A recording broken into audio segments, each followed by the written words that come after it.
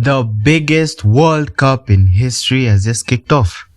84 teams, 3 host countries, the most expensive tournament FIFA has ever run. And before a single trophy is even lifted, it's already a mess. Referees getting turned away at the airport, players stuck in legal limbo, entire delegations split up at the border, and somehow, despite the US literally hosting this thing, half the country doesn't even know it's happening. Let's get into it. June 11th, 2026. My birthday actually. Yo, clap for your boy, clap for your boy, clap for your boy. Are you serious right now, bro? Okay, the World Cup officially began, co-hosted by the United States of America, Mexico, and Canada. Mexico kicks things off against South Africa. Shakira performs at the opening ceremony. On paper, it's a celebration. But behind the scenes, this tournament has been a nightmare to actually get to, for players, officials, and even fans alike. And the headline story, a referee who never even made it onto the pitch. It's Omar Artan, 34 years old, Africa's reigning best male referee for 2026. The first Somali referee ever selected to officiate at the World Cup. Genuinely, this is a pretty historic thing for Somalians, and one that had the entire country celebrating. Artan flew from Istanbul to Miami to join the official referee training hub, run by the legend Pierluigi Collina.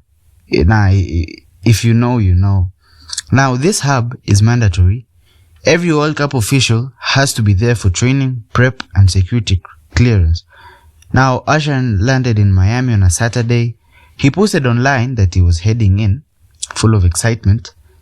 And within days, he was back on a plane, except this time, heading back to Somaliland. Now, US Customs and Border Protection pulled him aside for what they called additional inspection, a standard part of the process. And after that inspection, they determined he was inadmissible due to vetting concerns and denied him entry entirely. Why? Somali is on the US travel ban list. A State Department official went further, telling reporters Artan was flagged for alleged association with suspected members of terrorist organization, the Al-Shabaab, without providing any actual evidence or specifics. Well, for me, I don't think I'll associate a referee with Al-Shabaab, a terrorist organization, because referees were the good kids, and I don't think a good kid is gonna end up in a terrorist organization. Well, FIFA's response was basically a shrug. They confirmed Artan will not be allowed to train or officiate, and said immigration decisions are entirely up to the host. FIFA apparently has no say. Gianni Infantino, when pressed on it, told critics to chill and relax. Meanwhile, back in Mogadishu, Artan was taken back like a hero. Crowds held up his photo at the airport. CAF president Patrice Motsepe said Artan had made all of Somalia and the whole African continent extremely proud. God, bro. Oh, hell no, man. What the fuck, man? Get your ass on, boy. Artan himself stayed composed, saying he was confident and focused on the next opportunity.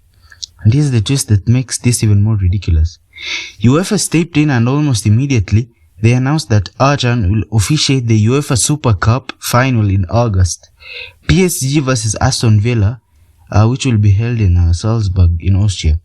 UEFA President Alexander Seferin called him an excellent, experienced referee and said football is meant to connect people, not shut them out. So the World Cup banned him, the Super Cup welcomed him with open arms. 2 months later, you make that what you will.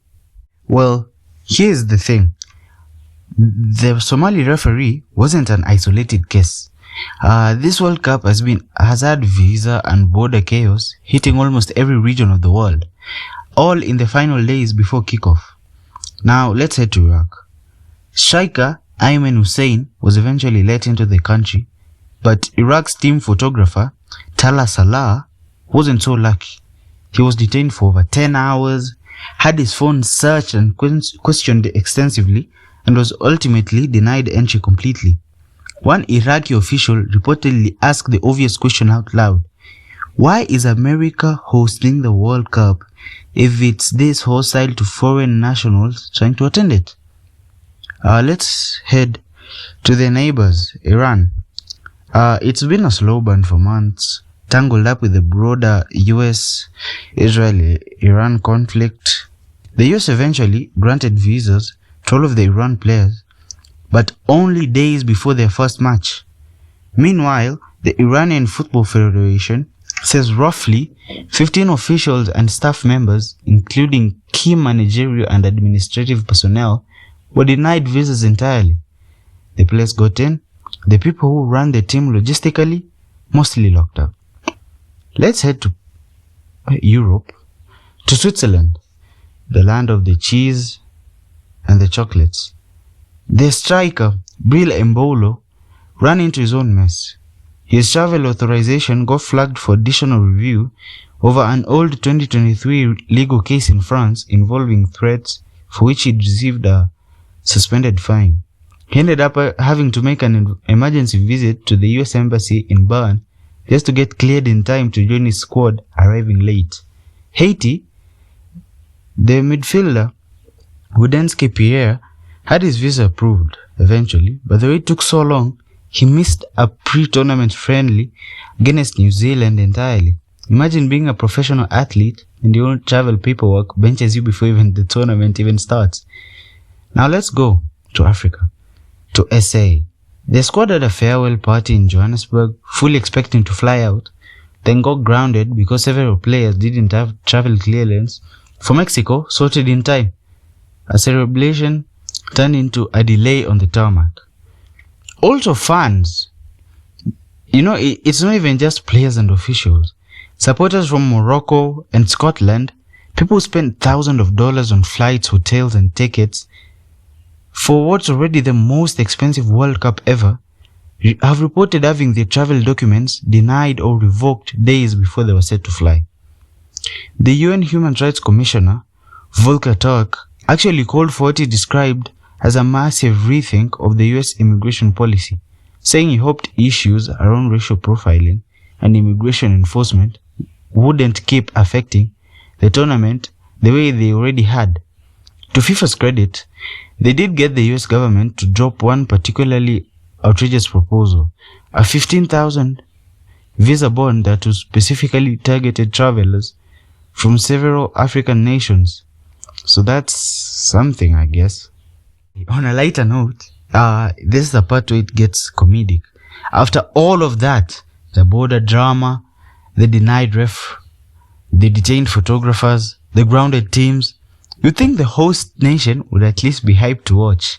Nope.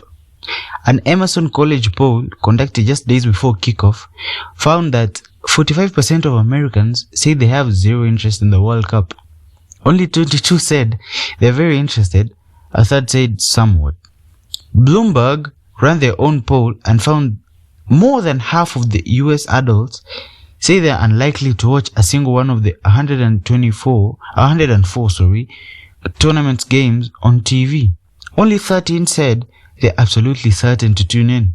And the disinterest isn't evenly spread.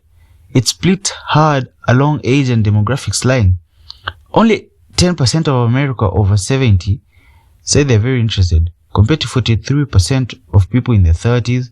6 in 10 seniors said they have no interest at all, versus just 2 in 10 adults aged 18 to 29. White Americans were twice as likely as Hispanics and Black Americans to say they don't care, while Hispanic and Latino respondents were 3 times more likely to say they follow the tournament closely. There's even an anecdote going around from Scottish fans visiting Boston for their matches. They say some Americans they've talked to genuinely had no idea the World Cup was even happening. One fan said he was wearing a full Scotland jersey at a post office, and the woman behind the counter asked him what brought him to the States, completely unaware the biggest sporting event on the planet was happening in our own city. And on top of all of that, the ticket prices for this World Cup are the highest FIFA has ever charged for any tournament in history. The most expensive regular seat for the US opener was priced out $2,735. The cheapest was still around $1,000. Scalpers have reportedly had to slash prices by 20% just to offload tickets nobody wants. So let's recap. The US spends years lobbying to co-host the biggest World Cup ever.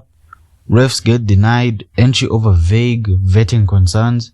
Photographers get detained for 10 hours and sent home. Entire national federations get split apart by visa officers. Fans who paid thousands to get their documents revoked last minute. And then, nearly half of the host country shrugs and said, not interested. Honestly, at this point, the visa office might just be the most active player in the entire tournament. Drop a comment. Do you think any of this actually affects how the tournament plays out on the field? Or is this just background noise that gets forgotten the second the US team wins their first match? Let me know. Goodbye.